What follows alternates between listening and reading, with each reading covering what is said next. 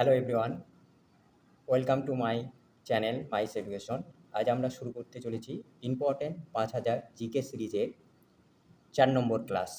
তো এই 4 নম্বর ক্লাসে আমরা আলোচনা করব কেন্দ্র এবং রাজ্য সরকারের বিভিন্ন যে পরীক্ষা, সেই পরীক্ষায় আসা কোশ্চেনগুলি নিয়ে। প্রতিদিন আমরা এখানে 20টি করে কোশ্চেন আলোচনা করছি। তো আজকে আমাদের 4 নম্বর ভিডিও। আগের 3টে ভিডিও যদি কেউ না দেখে থাকো, অবশ্যই চ্যানেলের প্লেলিস্টে গিয়ে তোমরা আগের 3টের ভিডিও দেখে নিও। চলো কথা না বাড়িয়ে শুরু করা যাক আজকের ক্লাসটি। দেখো ফার্স্ট কি রয়েছে, আমাদের ফার্স্ট কোশ্চিন রয়েছে 61 নম্বর কোশ্চিন, যে আলোক রাসায়নিক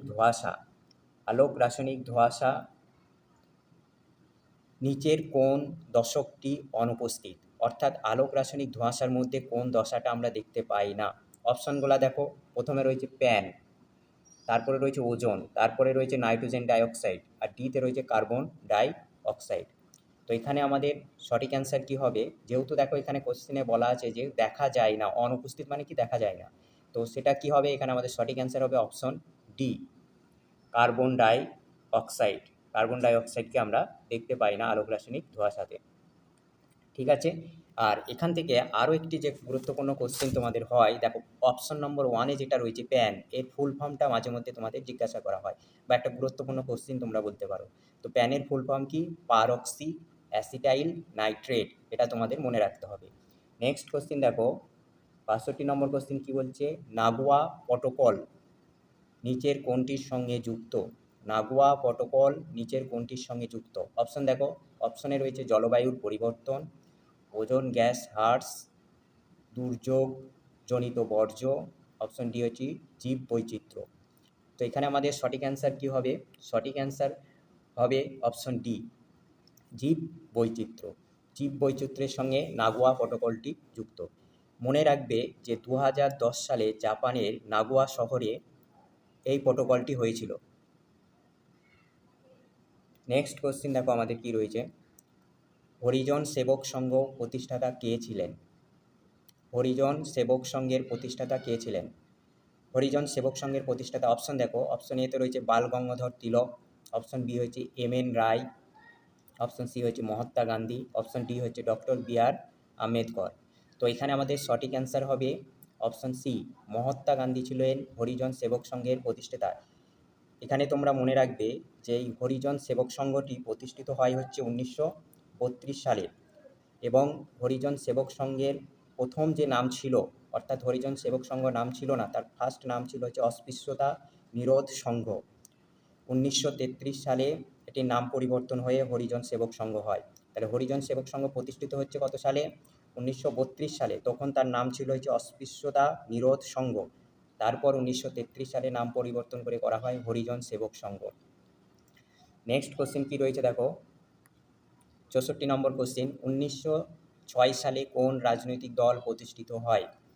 1906 সালে কোন রাজনৈতিক দল প্রতিষ্ঠিত হয়। অপশন দেখো, ভারত সভা, মুসলিম লীগ, বেঙ্গল জমিদার লীগ, ভারত কমিউনিস্ট পার্টি। তো এখানে আমাদের সঠিক অ্যান্সার হবে 1906 সালে যে রাজনৈতিক দলটি প্রতিষ্ঠিত হয় সেটি হচ্ছে অপশন বি, মুসলিম লীগ। এখানে তোমরা মনে রাখবে যে মুসলিম লীগ 1906 সালে তৈরি হয়, এবং তার হেডকোয়ার্টার বা প্রতিষ্ঠিত হয় হচ্ছে ঢাকাতে, এবং এর ফাউন্ডার বা প্রতিষ্ঠাতার নাম হচ্ছে নবাব সেলিমুল্লাহ ও আগা খান। এই দুটো পয়েন্টও তোমাদের মনে রাখতে হবে। নেক্সট কোশ্চিন দেখো 65 নম্বর কোশ্চিন, জাতীয় কংগ্রেস ও মুসলিম লীগের মধ্যে লখনৌ চুক্তি কত সালে স্বাক্ষরিত হয়। জাতীয় কংগ্রেস ও মুসলিম লীগের মধ্যে লখনৌ চুক্তি কবে স্বাক্ষরিত হয়। তার মানে এখান থেকে আমরা একটা কোশ্চিন পেয়ে গেলাম যে লখনৌ চুক্তি হয়েছিল কার কার মধ্যে, জাতীয় কংগ্রেস এবং মুসলিম লীগের মধ্যে হয়েছিল। কত সালে হয়েছিল, এবার আমরা অপশন দেখি। অপশনে দেখো, প্রথমে রয়েছে 1907, 1911, 1916, 1919। তো এখানে আমাদের সঠিক অ্যান্সার হবে অপশন সি, 1919 সালে, 1916 সালে লখনৌ চুক্তি হয়েছিল 1916 সালে। Option C is the right answer. বাকি সালগুলার যদি আমরা গুরুত্ব যদি বিবেচনা করি, তাহলে দেখবে 1907 সালে কী হয়েছিল, কংগ্রেস দুটো ভাগে ভাগ হয়ে গেছিল। 1911 সালের গুরুত্বপূর্ণ ঘটনা হচ্ছে 1911 সালে ভারতের রাজধানী কলকাতা থেকে দিল্লিতে স্থানান্তরিত হয়, আর 1919 সালে মন্টেগু চেমসফোর্ড আইন পাস হয়। নেক্সট কোশ্চিন দেখো 66 নম্বর কোশ্চিন, মর্লে মিন্টো সংস্কার আইন কত পাস হয়। মরলে মিন্টো সংস্কার আইন কত সালে পাস হয়? অপশন দেখো 1907। 1907 সালে কী হয়েছিল আমরা বললাম কংগ্রেস দুটো ভাগে ভাগ হয়েছিল, নরমপন্থী এবং চরমপন্থী। 1909 রয়েছে, 1911। 1911তে কী বললাম? 1911 গুরুত্বপূর্ণ ঘটনা হচ্ছে ভারতের রাজধানী কলকাতা থেকে দিল্লিতে স্থানান্তরিত। 1919 সালে কী বললাম? 1919 সালে আমরা বললাম মন্টেগু চেমসফোর্ড আইন পাস হয়। তাহলে আমাদের পড়ে আছে কি 1909 সাল। এই মরলে মিন্টো সংস্কার আইন পাস হয় হচ্ছে 1909 সালে। মরলে এবং মিন্টো হচ্ছে দুজনের নাম। মরলে হচ্ছে সেই সময় ভারতের সেক্রেটারি অফ দ্য স্টেট ছিলেন এবং মিন্টো ছিলেন সেই সময় ভারতের ভাইসরয়। ঠিক আছে, এবং এই 1909 সালের আইনের গুরুত্ব বা তাৎপর্য ছিল সেটা হলো কি পৃথক নির্বাচন মণ্ডলী ধারণা চালু করা, অর্থাৎ সেপারেট ইলেক্টোরেট ফর সেপারেট কমিউনিটি, অর্থাৎ প্রত্যেকটা কমিউনিটির জন্য সেপারেট ইলেকশনের ব্যবস্থা করা হয় 1909 সালের আইনে। নেক্সট কোশ্চিন দেখো 67 নম্বর কোশ্চিন, তৃতীয় পৃথ্বীরাজ কোন বংশের কোন বংশের শ্রেষ্ঠ রাজা ছিল? তৃতীয় পৃথ্বীরাজ কোন বংশের শ্রেষ্ঠ রাজা ছিল? অর্থাৎ পৃথ্বীরাজ এর ফুল নামটাই যদি আমরা মনে রাখি তাহলে কিন্তু আমরা অ্যান্সার পেয়ে যাবো। এর ফুল নাম হচ্ছে পৃথ্বীরাজ চৌহান তৃতীয় বা তৃতীয় পৃথ্বীরাজ চৌহান। তাহলে কোন বংশের রাজা হবে এখানে? এখানে দেখো অপশন এতে রয়েছে চৌহান, তাহলে এখানে আমাদের সঠিক অ্যান্সার হবে অপশন এ, চৌহান বংশের রাজা ছিলেন। এই তৃতীয় পৃথ্বীরাজ চৌহানের সময় দুটো গুরুত্বপূর্ণ যুদ্ধ হয়েছিল, একটাকে বলা হয় তরায়নের প্রথম যুদ্ধ আর একটাকে তরায়নের দ্বিতীয় যুদ্ধ। 1191 সালে হয়েছিল তরায়নের প্রথম যুদ্ধ এবং 1192 সালে হয়েছিল তরায়নের দ্বিতীয় যুদ্ধ। এই দুটো যুদ্ধই হয়েছিল পৃথ্বীরাজ চৌহান III এবং বাবরের মধ্যে। প্রথম যুদ্ধে পৃথ্বীরাজ চৌহান জয়ী হলেও দ্বিতীয় যুদ্ধ অর্থাৎ 1192 সালে তরায়নের দ্বিতীয় যুদ্ধে বাবরের কাছে পরাজিত হন। নেক্সট কোশ্চিন, কুতুব মিনার কে নির্মাণ করেন? কুতুব মিনার কে নির্মাণ করেন? অপশন দেখো কুতুবউদ্দিন আইবক, ইলতুৎমিশ, গিয়াসউদ্দিন বলবল, সুলতান রাজিয়া।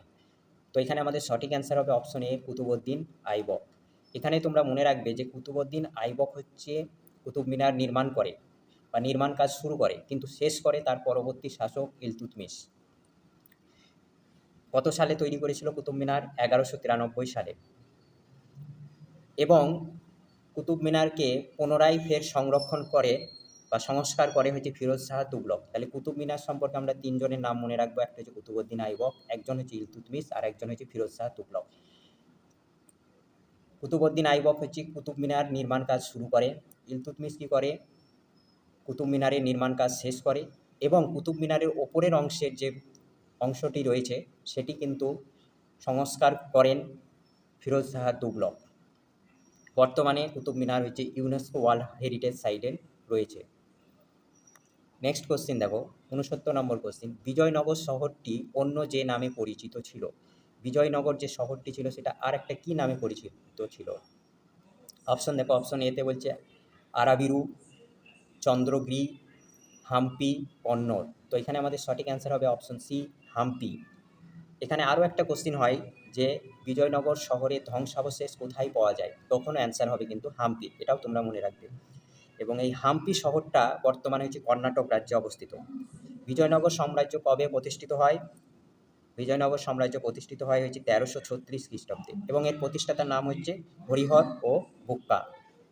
নেক্সট কোশ্চেন কী রয়েছে দেখো, বলছে তালিকোটের যুদ্ধের সময় কোন রাজবংশ বিজয়নগরে শাসন করছিল? তো তালিকোটের যুদ্ধের সময় কোন রাজবংশ বিজয়নগরে শাসন করছিল? বিজয়নগরের শেষ যে বংশটা শাসন করেছিল সেটা হচ্ছে আরাবিরু বংশ। তাহলে এখানে আমাদের সঠিক অ্যান্সার হবে অপশন বি, আরাবিরু। তালিকোটের যুদ্ধ কত সালে হয়েছিল সেটা আমাদের মনে রাখতে হবে, 1565 সালে তালিকোটের যুদ্ধ হয়েছিল। এই আরাবিরু বংশের শেষ রাজার নাম হচ্ছে রামরায়। এই রামরায়ের মৃত্যুর পরে মুসলিম রাজ্যগুলি সম্মিলিতভাবে বিজয়নগরকে দখল করে নেয়। এই আরাবিরু বংশের শেষ রাজা রামরায়কেই বলা হয় শেষ হিন্দু রাজাও বলা হয়। তো এখানে আমাদের সঠিক অ্যান্সার হলো অপশন বি। নেক্সট কোশ্চেন 71 নম্বর কোশ্চেন দেখো, মোহাম্মদ বিন তুগলক নির্মিত দেওয়ান-ই-কোহি ব্যর্থতার কারণ কী?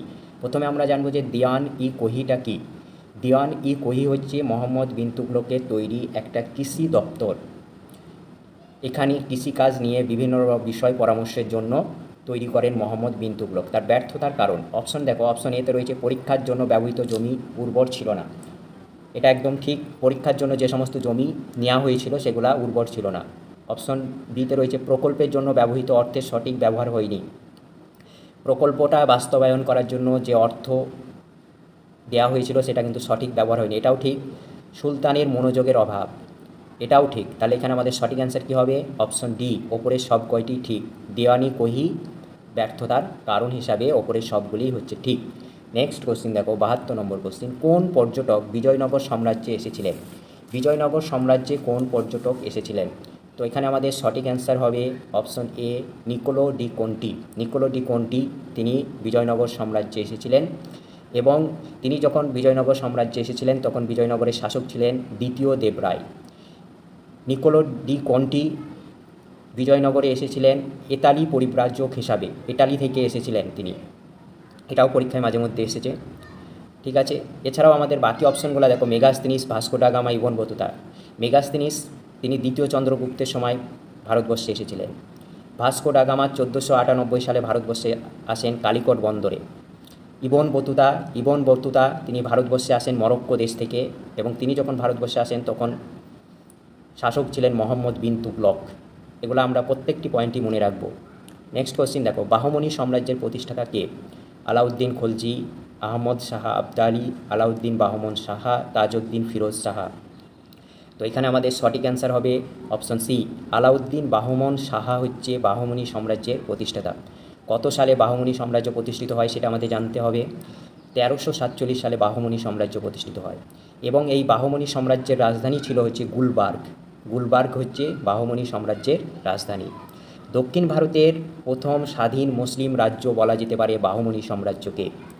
বাহমনি সাম্রাজ্য যখন দক্ষিণ ভারতে প্রতিষ্ঠিত হয় 1347 সালে, তখন দিল্লির শাসক ছিলেন মোহাম্মদ বিন তুগলক।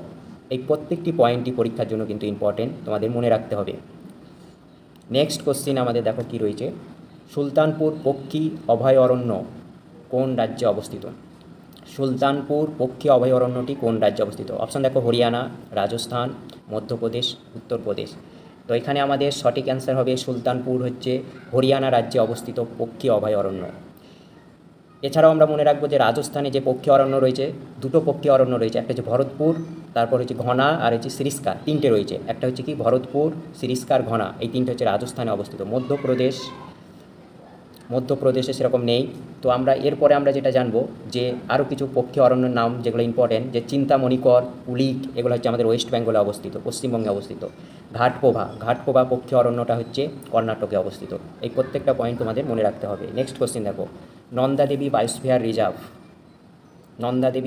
রিজার্ভ কোন রাজ্যে অবস্থিত? অপশন দেখো, উত্তরাখণ্ড, সিকিম, মধ্যপ্রদেশ, তামিলনাড়ু। তো এখানে আমাদের সঠিক অ্যান্সার হবে option A, Uttar Pradesh. Nanda Devi biosphere reserve উত্তরপ্রদেশে অবস্থিত। সিকিমে যে বায়োস্ফিয়ার রিজার্ভটি অবস্থিত সেটির নাম হচ্ছে কাঞ্চনজঙ্ঘা বায়োস্ফিয়ার রিজার্ভ।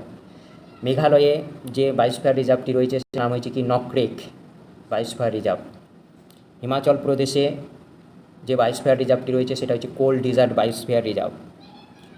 টোটাল আমাদের বায়োস্ফিয়ার রিজার্ভের সংখ্যা হচ্ছে 18টি। ঠিক আছে, নেক্সট কোশ্চিন দেখো, বান্ধবগড় ন্যাশনাল পার্ক কোন রাজ্যে অবস্থিত? বান্ধবগড় ন্যাশনাল পার্ক কোন রাজ্যে অবস্থিত? অপশন দেখো, অপশন এতে রয়েছে মহারাষ্ট্র, অপশন বি হচ্ছে Madhya Pradesh, option C Gujarat, option D হচ্ছে ঝাড়খণ্ড। তো এখানে আমাদের সঠিক অ্যান্সার হবে অপশন বি, মধ্যপ্রদেশে অবস্থিত হচ্ছে বান্ধবগড়।